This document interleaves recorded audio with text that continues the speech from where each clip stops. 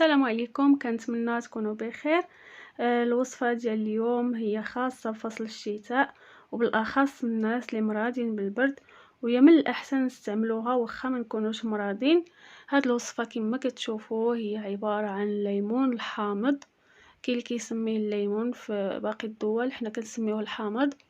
والزنجبيل والعسل. الزنجبيل غني بمضادات الأكسدة، يعني هو مضاد للالتهاب والسرطان، ومزيان في حالة وجود الغازات، مزيان للدوخة، مزيان للغثيان يعني التقيؤ. واستعملوه الناس من آلاف السنين كعلاج.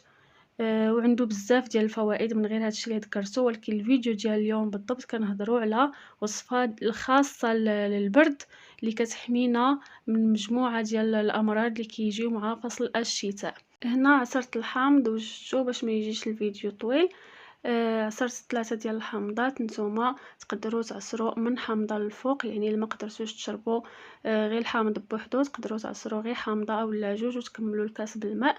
هاد الكاس ما غنشربوش غير انا، يعني غادي نشربوا العائله كامله، ولكن تنقدروا على داك التركيز ديال الحامض.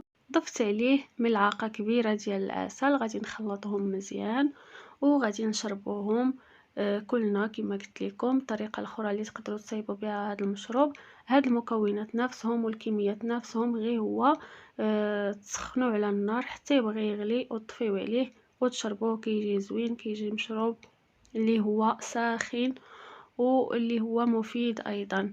الليمون راكم عارفين الفوائد ديالو، هو غني بزاف بفيتامين سي، وراكم عارفين الفوائد ديال فيتامين سي. والعسل خلاص راه مذكور في القرآن وهو علاج لكل داء. كانت هذه هي الوصفة ديالنا ديال البرد، كنتمنى تعجبكم. مع السلامة، اشوفكم في فيديو جديد.